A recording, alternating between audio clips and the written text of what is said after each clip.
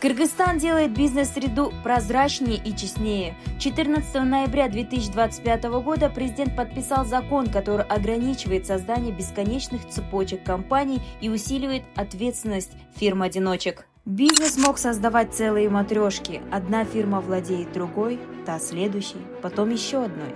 В таких цепочках легко терялись реальные собственники и прятались обязательства. Теперь действует четкое правило – не больше 3 уровней подряд, если каждая компания из цепочки состоит из одного учредителя. Длинные запутанные конструкции из 5-10 фирм больше не позволят скрывать собственников и обходить ответственность. Фирмы с одним владельцем теперь несут ответственность вместе, если у дочерней компании долги. Материнская отвечает вместе с ней. Это защищает партнеров и кредиторов, и клиентов. Госорганы, муниципалитеты, предприятия и юрлица госдолей работают по отдельному порядку, для них ограничения не действуют.